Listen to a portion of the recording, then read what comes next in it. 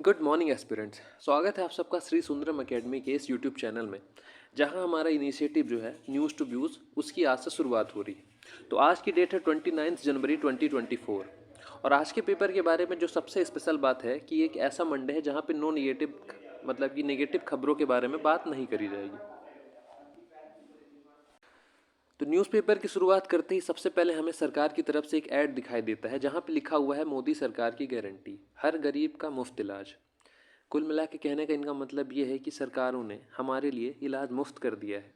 पर अगर बेसिक्स की बात करें तो अगर अब इकोनॉमी में जाएं तो यहाँ पे कुछ भी मुफ्त नहीं होता है। जनता जो है सरकार को डायरेक्ट और इनडायरेक्ट टैक्स देती है और उसके बदले में सरकार जो है हमें क्या सर्विसेज प्रोवाइड कराती है। तो ये कहना तो पूरी तरीके से गलत होगा कि सरकार हमें कुछ भी मुफ्त दे रही है। मोदी जी अपने जेब से कुछ भी नहीं दे रहे हैं और ये हमारी जो है वो लीगल रिस्पॉन्सिबिलिटी बनती है सरकार की कि वो हमें क्या करे, सर्विसेज प्रोवाइड करवाए। चलिए तो न्यूज़पेपर का डिस्कशन शुरू करते हैं। तो जो सबसे पहली खबर है वो है नीतीश कुमार जी ने फिर से पार्टी बदल ली है और वो 9वीं बार बिहार के सीएम बन चुके हैं। तो ये आज की सबसे पॉजिटिव खबर है कि नेता जो हैं वो कुर्सी के लिए कहीं भी जा सकते हैं, उनका कोई दीन ईमान नहीं होता है। कुल मिला के उनको बस पावर चाहिए। उसके अलावा अगर देश में घटने वाली पॉलिटी के बारे में बात करें तो बेसिक्स ये है कि अभी आप ये देख रहे हैं कि जो हमारी प्रेजेंट गवर्नमेंट है वो मेजोरिटी के साथ रूल कर रही है और आने वाले चुनाव में ये भी दिखाई दे रहा है कि उसको फिर से मेजोरिटी मिलने वाली है। उसके खिलाफ जो हमारी कांग्रेस है और जो विपक्षी पार्टीज़ हैं उन्होंने एक गठबंधन बनाया है जिसका नाम है क्या, इंडिया, INDIA, जहाँ पे रीजनल पार्टीज़ और जो नेशनल पार्टीज़ हैं वो ये कोशिश कर रही हैं किसी भी तरीके से एक ऐसा फ्रंट बनाया जाए जिसको 2024 के चुनाव में करंट गवर्नमेंट के खिलाफ फाइट किया जा सके। तो इसी को देखते हुए जो नीतीश जी थे उन्होंने क्या किया था कि कोशिश करी थी कि ऐसा फ्रंट बने जहाँ पे उन्होंने अलग अलग नेताओं से बातें करी थी। जैसे राहुल गांधी से उन्होंने बात करी, उधर जाके उन्होंने स्टैलिन से बात करी, उसके अलावा उन्होंने अरविंद केजरीवाल जी से भी बात करी थी। और कहीं ना कहीं अंदर की खबर ये थी कि ये खुद को प्राइम मिनिस्टर कैंडिडेट बनाना चाहते थे इंडिया अलायंस का। पर खबर ये आ रही है कि अब धीरे धीरे इनका जो मोह है वो इंडिया अलायंस से क्या होता जा रहा है, उठता जा रहा है और इन्होंने फिर से एक बार एनडीए का दामन थाम लिया है। तो ये थी आज की खबर और उससे रिलेटेड जो बेसिक पॉलिटी अपने देश में चल रही है। चलिए ये खबर आज कंप्लीट होती है। दूसरी जो इम्पोर्टेंट खबर ये है कि लगभग 431 जो प्रोजेक्ट हैं जिनकी वैल्यूएशन 4.882 लाख करोड़ है वो लगभग पेंडिंग चल रहे हैं और ये हर साल या तो अगर हम केंद्र की सरकार की बात करें फिर राज्य की सरकार की बात करें ये चलता रहता है। इसको लेके आपको थोड़ी सी खबर पढ़ लेनी है, हालांकि इसमें कुछ ज़्यादा इंपॉर्टेंट नहीं है। उसके अलावा जो सबसे इम्पॉर्टेंट खबर है जो एज अ प्रीलिम्स में जो एक फैक्ट की तरह पूछी जा सकती है वो ये है कि देश की पहली गर्भ निरोधक गोली के जनक का निधन हो गया। उनका नाम था डॉक्टर नित्यानंद। 99 साल की उम्र में उनका हृदय की गति रुकने से निधन हो गया। उन्होंने प्रसिद्ध गर्भ निरोधक गोली सहेली का मतलब ये याद रखने वाली बात है, गोली का क्या नाम था, सहेली। किसने खोजा था, डॉक्टर नित्यानंद ने।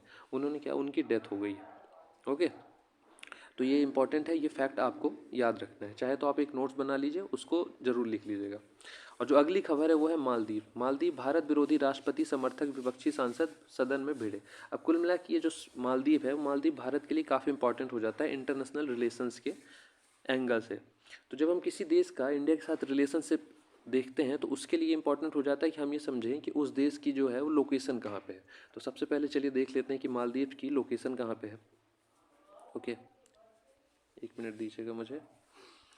ठीक है, तो ये आप देख सकते हैं इस पिक्चर में कि भारत का जो ये नीचे जो सदर्न टिप है, यहाँ पे जो श्रीलंका है और यहाँ पे अपना देखेंगे कि तमिलनाडु और यहाँ पे केरला है। तो उसी के लगभग 200-300-400-500 किलोमीटर जो दूर है वो अपना यहाँ पे क्या मिल जाएगा, मालदीव्स मिल जाएगा। मालदीव्स के बारे में अगर ज्योग्राफी की बात करें तो ये क्या है, ये लगभग इक्वेटोरियल, यहाँ से इक्वेटर लाइन गुजरती है। एक सेकेंड।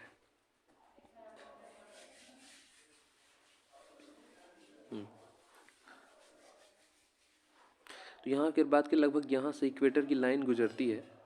ओके, और मालदीव्स की अगर ज्योग्राफी की बात करें, इसकी जियोमॉर्फोलॉजी के बारे में बात करें, ये बना कैसे है, तो कुल मिला के ये बना है कई सारे जो कोरल रीफ्स हैं उनके कलेक्शन से। माना ये जाता है कि लगभग यहाँ 400 से 500 ऐसे आइलैंड हैं जिन्होंने मिलकर मालदीव्स को बनाया। तो सवाल उठता है कि कोरल रीफ्स आखिर क्या होते हैं। चलिए मैं आपको कोरल रीफ्स के बारे में भी समझा देता हूँ। एक सेकेंड होल्ड कीजिएगा।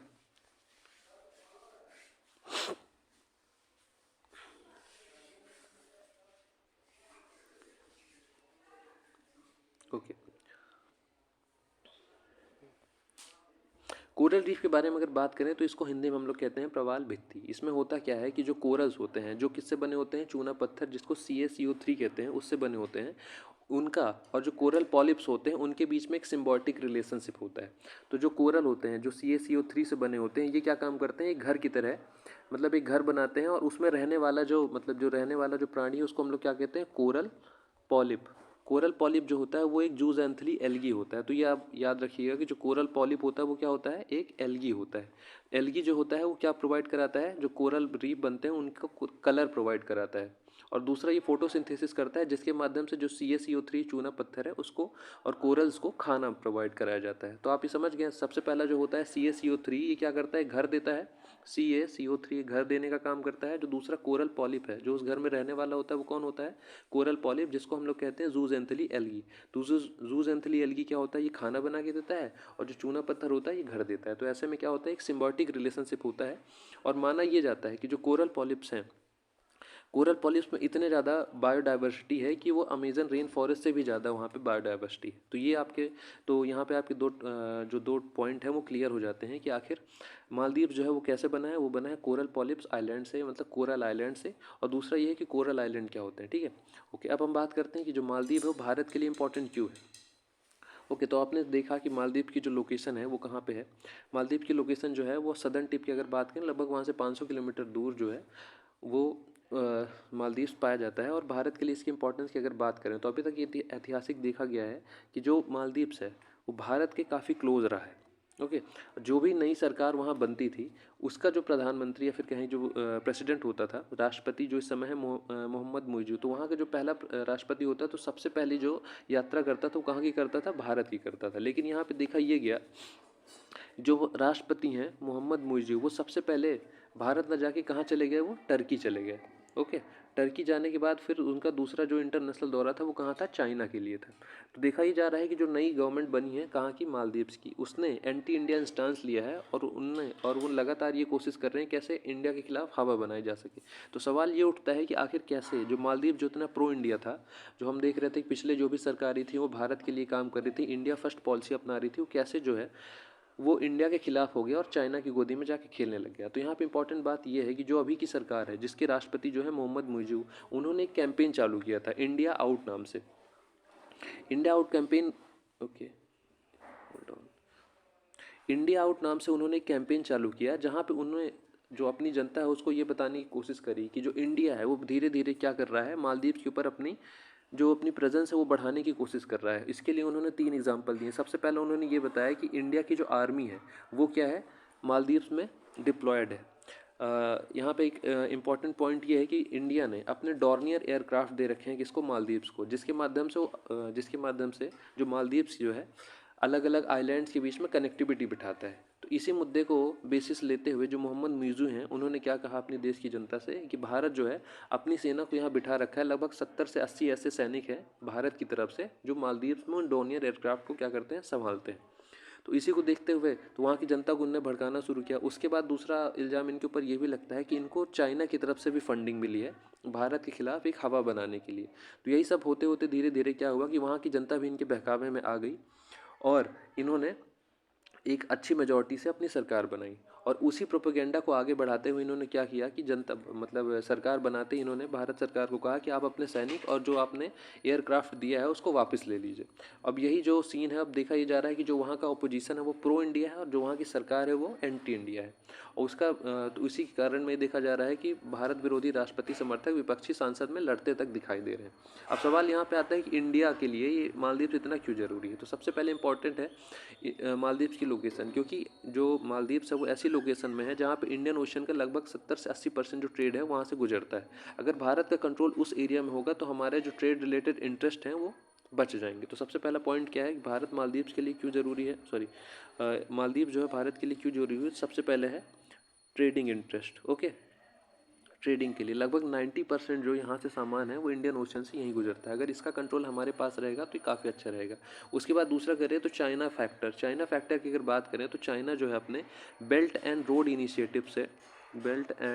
रोड इनिशिएटिव से भारत को क्या कर रहा है, भारत को घेरने की कोशिश कर रहा है। तो अगर ये जैसे भारत है, ये आसपास यहाँ पे आपको बांग्लादेश मिल जाएगा, यहाँ पे म्यांमार मिलेगा, यहाँ पे पाकिस्तान मिलेगा, यहाँ पे ईरान मिलेगा। तो चाइना क्या कर रहा है, एक सेकेंड, ये तो चाइना क्या कर रहा है कि म्यांमार के सितवे पोर्ट में, बांग्लादेश के चटगांव पोर्ट में, उसके बाद अगर पाकिस्तान की बात करें तो पाकिस्तान के अपना पाकिस्तान में भी एक पोर्ट है, वहाँ के एक पोर्ट में, उसके द्वारा ईरान के चाबहार पोर्ट में धीरे धीरे क्या कर रहा है, अपनी नेवी को डिप्लॉय कर रहा है। उसके अलावा यहाँ पे आप श्रीलंका को आप देख सकते हैं, श्रीलंका के हम्बन टोटा पोर्ट में भी चाइना ने अपनी नेवी के जो शिप्स हैं उनको धीरे धीरे डिप्लॉय करना शुरू कर दिया। अपनी जो डेप्थ ट्रैप पॉलिसी है उसके माध्यम से इसने क्या किया है कि आसपास के देशों को अपनी तरफ इंक्लाइन कर लिया है। उसी सीरीज़ में बेल्ट एंड रोड इनिशिएटिव और स्ट्रिंग ऑफ पल्स पॉलिसी के माध्यम से जो चाइना है उसने मालदीव्स को डेप्थ ट्रैप में फंसाया है, धीरे धीरे फंसा रहा है, उसको अपनी ओर इंक्लाइन करने की कोशिश कर रहा है। तो कुल मिला के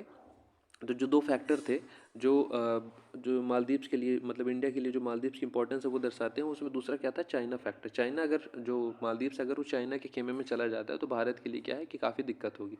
उसके अलावा ऐतिहासिक तरीके से जो इंडियन ओशियन है, तीसरा पॉइंट ये है कि ऐतिहासिक तरीके से इंडिया है वो इंडियन ओशियन को अपना ही मानता है, अपना इन द सेंस कि अपना डोमिनेंस हमेशा वहाँ पे शो करना चाहता है। अगर वहाँ पे ऐसी सरकार आएगी जो एंटी इंडिया होगी तो जो इंडियन ओशियन में डोमिनेंस है वो भारत का खत्म हो जाएगा। तो इन्हीं सब कारणों की वजह से भारत चाहता है कि जो मालदीव से हमारे रिलेशन अच्छे बने, पर ये देखा जा रहा है कि धीरे धीरे मालदीव जो है वो किसकी ओर शिफ्ट होता जा रहा है, वो चाइना की ओर शिफ्ट होता जा रहा है। ओके, तो कुल मिला के जो भी चल रहा है तो उसका बैकग्राउंड ये है। तो आप समझ गए कैसे मालदीव जो है कि मालदीव में आखिर चल क्या रहा है। मालदीव में जो पहली सरकारें थी वो थी प्रो इंडिया, और जो अभी सरकार आई वो एंटी इंडिया, और उसकी लीनिंग जो है चाइना की तरफ बढ़ रही है, और चाइना का प्रेजेंस जो है मालदीव में धीरे धीरे बढ़ता जा रहा है। तो ये इंटरनेशनल रिलेशन और इंडिया के इंटरेस्ट से काफ़ी खराब खबर है। ओके, चलिए, तो ये टॉपिक यहाँ पे कंप्लीट होता है। जो अगला इंपॉर्टेंट टॉपिक ये है कि लोकसभा अध्यक्ष ने ऐलान किया है कि दल बदल कानून का पुनर्विचार किया जाएगा। तो सवाल ये उठता है कि लोकसभा अध्यक्ष अभी फिलहाल कौन चल रहे हैं। लोकसभा अध्यक्ष जो हैं वो है अपने ओम बिरला। लोकसभा अध्यक्ष कौन है, ओम बिरला। और इन्होंने ऐसा स्टेटमेंट दिया है कि दल बदल कानून जो है उसको क्या किया जाएगा, बदला जाएगा। इसको इंग्लिश में कहते हैं anti defection law, anti defection law. Okay, तो ये देखा जा रहा था कि लगभग 1980 के दशक में कई सारे ऐसे नेता थे जो क्या करते थे कि अपने इंटरेस्ट के हिसाब से कई बार पार्टियां बदल लिया करते थे। तो उस समय राजीव गांधी की सरकार थी, उन्होंने क्या किया कि एंटी डिफेक्शन लॉ लाया, जहां पे उन्होंने ये कोशिश करी कि एक स्टेबल गवर्नमेंट प्रोवाइड कराई जा सके, जहाँ पे जो MP MLA हैं वो बार बार क्या है, पार्टी ना बदल लें। तो इसी के लिए एंटी डिफेक्शन लॉ लाया गया था। और इसी पे कमेंट करते हुए जो हमारे अध्यक्ष हैं, लोकसभा अध्यक्ष हैं ओम बिरला, उन्होंने ये कमेंट कहा है कि उसके लिए एक समिति बनाई जाएगी जहाँ पे एंटी डिफेक्शन लॉ को क्या किया जाएगा, फिर से एक बार रिन्यू किया जाएगा, यहाँ पे उस पर रिकमेंडेशन दी जाएगी। ओके, तो अब मैं रिस्पॉन्सिबिलिटी आपके ऊपर छोड़ता हूँ कि आप अपनी पॉलिटी की बुक में जाएं और एक बार एंटी डिफेक्शन लॉ के बारे में एक बार अच्छे से पढ़ाई कर लें और इसके छोटे से नोट्स बना लें। ओके, चलिए अब अगली खबर की ओर चलते हैं। ओके, तो ये एक इंपॉर्टेंट खबर है। कुछ दशकों से बदलेगा पारिवारिक ढांचा, आकार 35% तक घटेगा, चचेरे और ममेरे भाई बहन कम होते जा रहे हैं, बुजुर्ग सदस्य बढ़ेंगे। स्टडी है, एक ऐसी स्टडी है, इसके बारे में आपको मतलब फूड फॉर थॉट है, मतलब आपको सोचना है कि असल में ऐसा क्यों हो रहा है। ओके, तो जो भी आपके जो विचार बने उसको आप कमेंट सेक्शन में ज़रूर शेयर करें, ठीक है। तो इसमें इससे इतनी इंपॉर्टेंट खबरें थी। अब आगे चलते हैं। चलिए, कि यहाँ पे फैक्ट इंपॉर्टेंट हो जाता है कि दुनिया का पहला IVF राइनो बना है। तो दुनिया में पहली बार IVF की मदद से दक्षिणी सफ़ेद राइनो का भ्रूण डेवलप करके वैज्ञानिकों ने सफलता हासिल की। इस तकनीक की मदद से अब लुप्त हो रहे इस प्रजाति को दोबारा जिंदगी मिलने की उम्मीद है। लैब में डेवलप भ्रूण को केन्या के यहाँ पे थोड़ा सा लैब में डेवलप भ्रूण को केन्या के ओल पिजेटा कंजर्वेटिव में एक मदर राइनो। कुल मिला के यहाँ पे इंपॉर्टेंट ये है कि एक यहाँ पे याद रखना है कि केन्या की कौन सी कंजर्वेटरी है, ओल पिजेटा कंजर्वेटरी, ठीक है। तो ये आप रखना है, ओल पिजेटा। ओके, दूसरा ये है कि किसको IVF की मदद से अभी फिर से रिइंस्टिगेट किया गया है, वो है अपना क्या, हाँ, दक्षिणी सफ़ेद राइनो, ठीक है। तो राइनो के बारे में अगर हम लोग जाने तो राइनो की जो डिस्ट्रीब्यूशन है, तो राइनो जो है राइनो के अगर स्पीसीज़ के बारे में बात करें तो लगभग 5 स्पीसीज़ जो है वो राइनो की पाई जाती हैं। इनका जो मेन डिस्ट्रीब्यूशन है वो इंडिया में होता है, और जो आसियान देश है जैसे इंडोनेशिया, मलेशिया, फिलीपींस, इन सब देशों में लगभग 5 स्पीसीज़ जो हैं वो राइनो की पाई जाती हैं। जो इंडिया में पाई जाने वाली जो स्पीसीज़ है, जो इंडिया में पाई जाने वाली स्पीसीज़, इकलौती जो इंडिया में पाई जाने वाली स्पीसीज़, उसको हम लोग कहते हैं one horn rhino. One horn rhino जो पाया जाता है वो कहाँ पाया जाता है? मानस नेशनल पार्क में, जो कहाँ है? अपना असम में। ओके, ये क्या, इसकी अगर बात करें तो IUCN स्टेटस जो है वो क्या है? वल्नरेबल है, मतलब कि ये काफ़ी दिक्कत में है इस समय, और भारत में इसको मतलब काफ़ी कोशिश की जा रही है कि राइनो की जो पॉपुलेशन उसको धीरे धीरे बढ़ाया जा सके। अब बात करें तो अब आपको ये देख लेना है कि और जो कौन से देश है जहाँ पे राइनो और कौन कौन से तरीके से राइनो जो है वहाँ पाए जाते हैं, और उनका IUCN स्टेटस आपको चेक कर लेना है। ओके, मैंने आपको यहाँ पे क्या बताया? मैंने आपको यहाँ पे बताया वन हॉर्न राइनो के बारे में। वन हॉर्न राइनो एक ऐसा राइनो जो सिर्फ मतलब 5 प्रजातियों में से एक इकलौता एक ऐसा राइनो जो इंडिया में पाया जाता है। बाकी के 4 जो राइनो पाए जाते हैं कहाँ पाए जाते हैं? सुमात्रा में हो गया, बोर्नियो में हो गया, इंडोनेशिया में हो गया, फिलीपींस में, मलेशिया में। ओके, उनके बारे में आपको थोड़ी सी पढ़ाई कर लेनी है। ओके, अब अगली खबर यह है कि यह वही पायल जिसके हाथ कटे थे, कृत्रिम हाथ खुद मतलब कुल मिला के ये देख रहे हैं कि अपने आप को कैसे आप एक्सेप्ट कर सकते हैं। इनके जो है वो हाथ कट गए थे, तो उसको छुपाने के लिए उन्होंने क्या किया कि आर्टिफिशियल हैंड लगाने की कोशिश करी, पर बाद में उनको ये समझ में आया कि जो आर्टिफिशियल हैंड है वो क्या है कि ज़्यादा कंफर्टेबल नहीं है, और इन्होंने दुनिया की स्टिग्मा से लड़ते उस हाथ को खुद हटा दिया और उस इनेबिलिटी को ओवरकम किया और एक साइकिल चला पा रही हैं। ओके, तो आप भी क्या कीजिए कि अपने स्ट्रेंथ को देखिए और उस पर काम करना शुरू कीजिए। ओके, अब आते हैं अगले न्यूज़ पे जो हमारे लिए इम्पोर्टेंट है।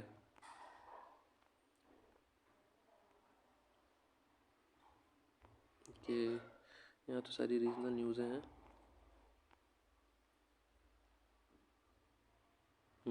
ओके, एक यहाँ पे न्यूज़ जो है वो इम्पोर्टेंट हो जाती है। सबसे पहले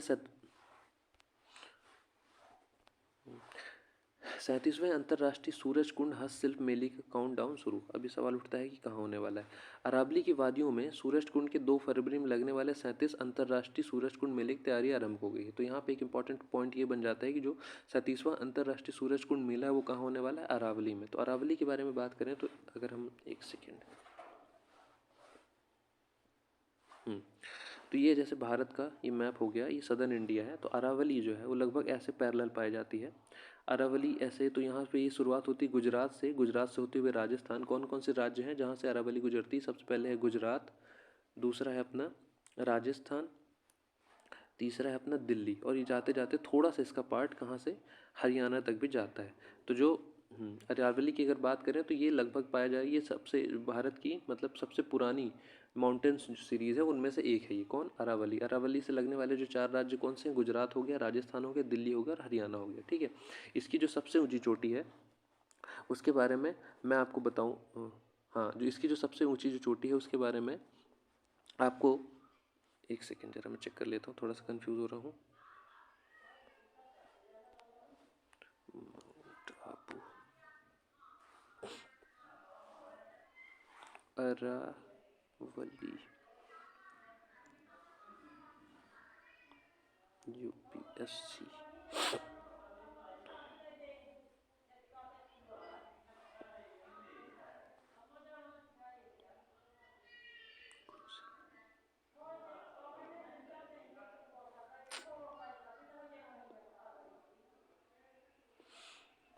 ओके, जो अरावली की जो सबसे ऊंची चोटी है वो है गुरु शिखर। ठीक है, तो इसके बारे में इंपॉर्टेंट टॉपिक मतलब ये क्लियर हो जाता है कि जो 37वां अंतर्राष्ट्रीय सूरज कुंड हस्तशिल्प मेला है वो कहाँ होने वाला है? अरावली की वादियों में। उसके अलावा जो अरावली के बारे में जो हमने इंपॉर्टेंट चीज़ें जो डिस्कस करी वो है 4 राज्यों से गुजरता है, और जो वहाँ की जो सबसे ऊंची चोटी है वो कौन सी है? गुरु शिखर। ओके, चलिए, तो ये न्यूज़ यहाँ पे कंप्लीट होती हुई अब जो अगली इंपॉर्टेंट है न्यूज़ उस पर हम शिफ्ट करते हैं।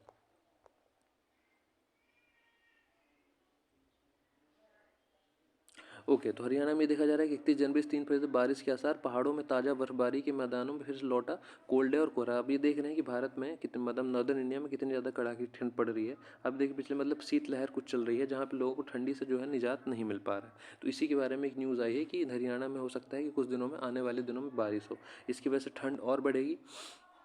हालांकि ये इतने ज़्यादा इंपॉर्टेंट अपने लिए नहीं है, पर आगे चलते हैं।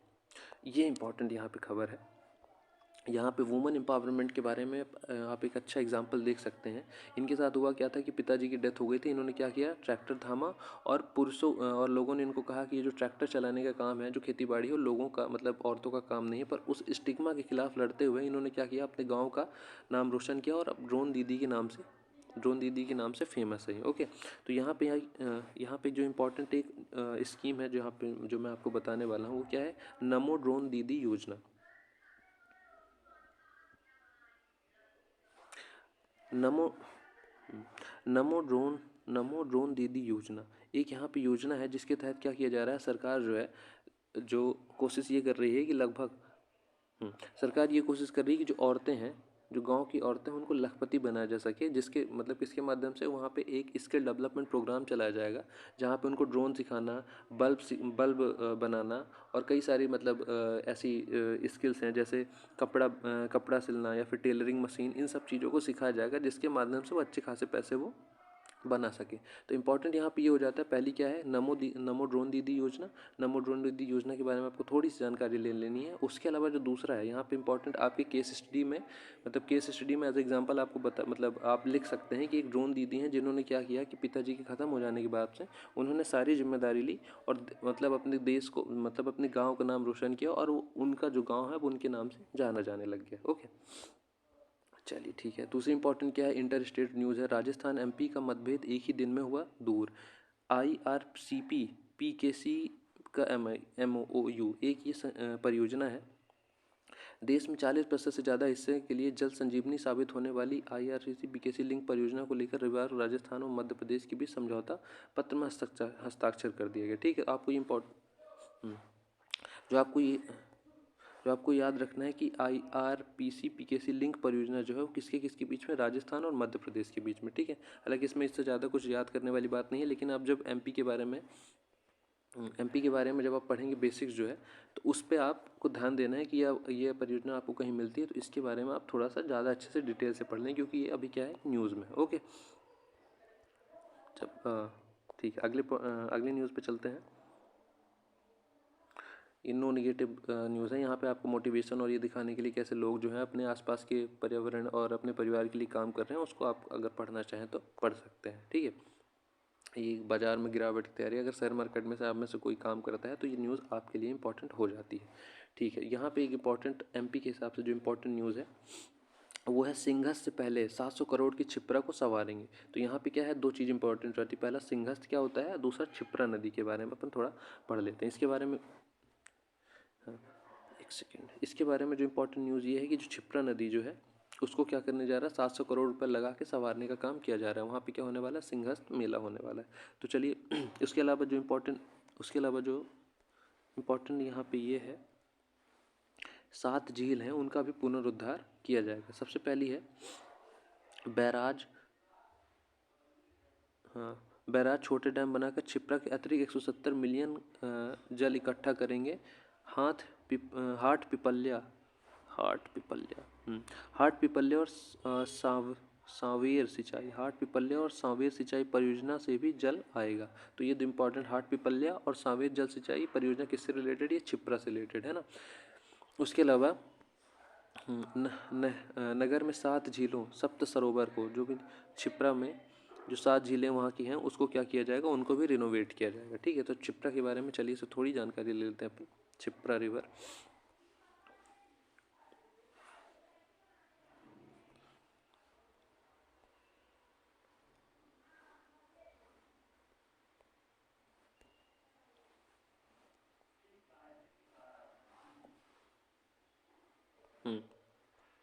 क्षिप्रा रिवर के बारे में, ये कहाँ है, मध्य प्रदेश में। हाँ, तो ये कहाँ से निकलती है,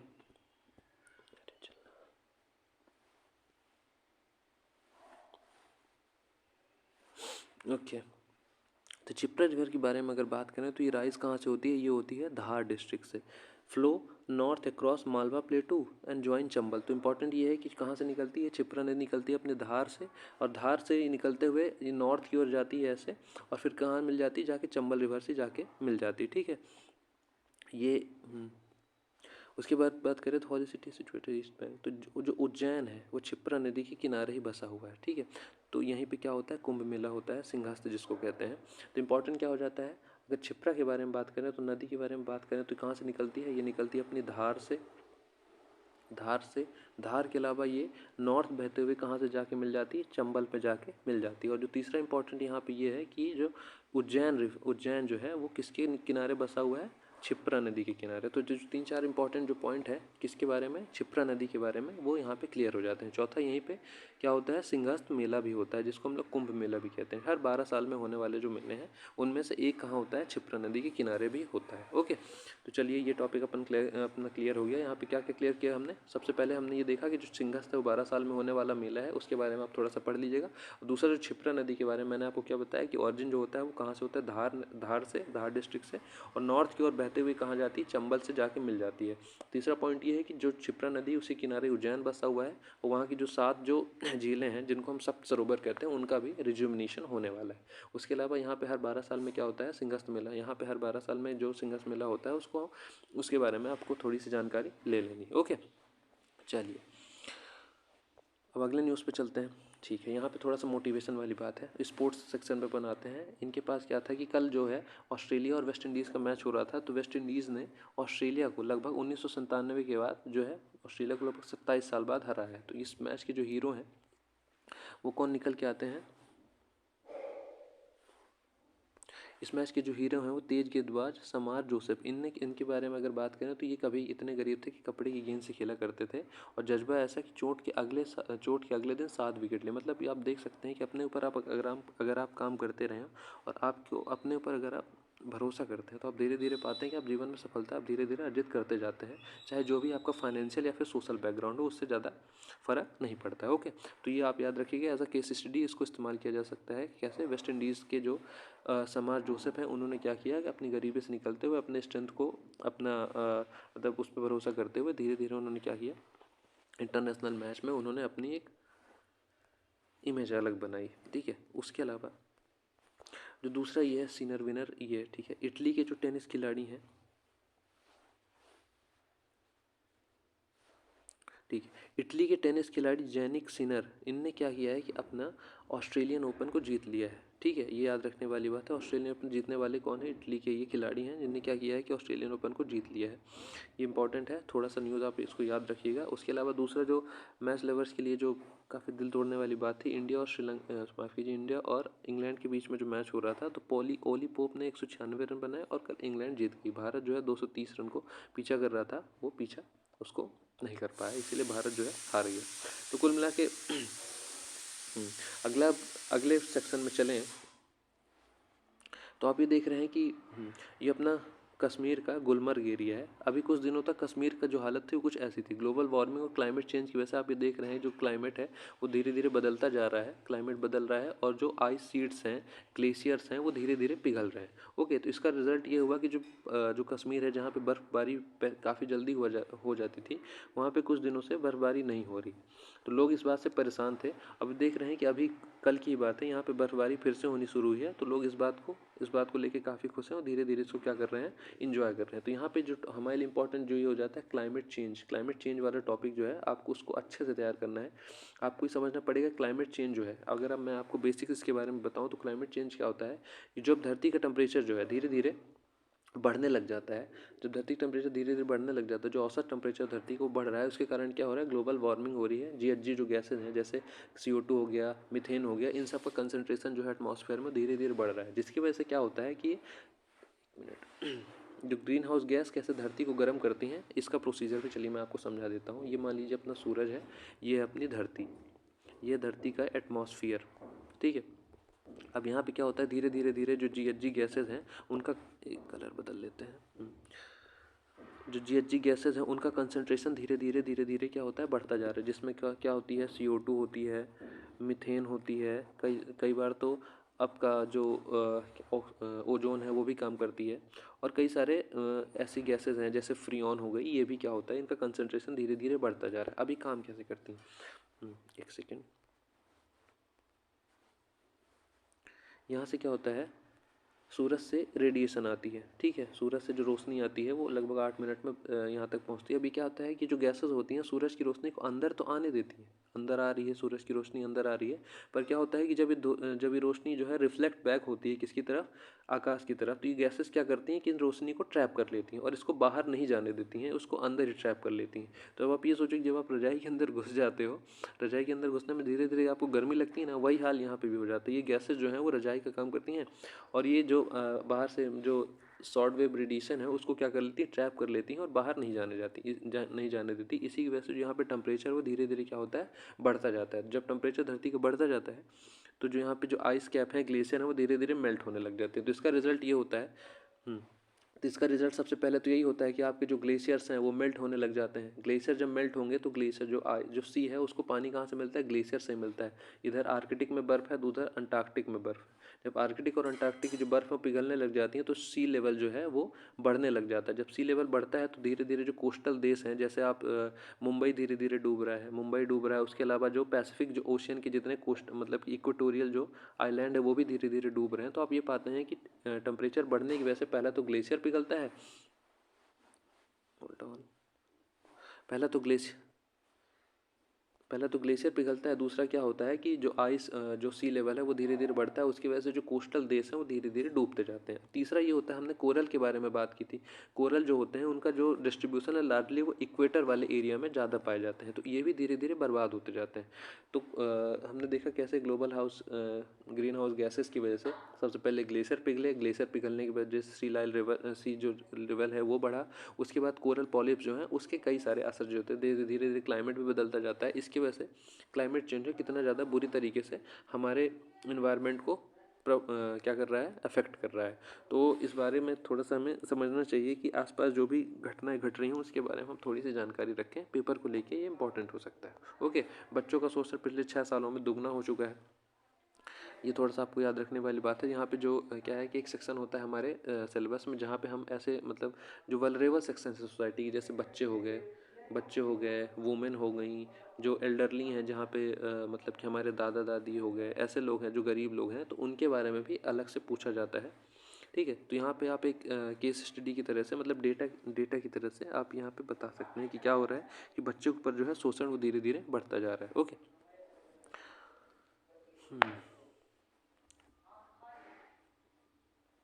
ओके, तो ये न्यूज़ थी। अगली थोड़ी सी जो याद रखने वाली बात है, इटली के वेनिस कार्निवल में वेश बदल कर आते हैं पर्यटन। ये ज़्यादा इंपॉर्टेंट नहीं है। पारंपरिक कला, जापानी चावल और समुद्री सैलाब से बन रहे हैं फूड आर्ट।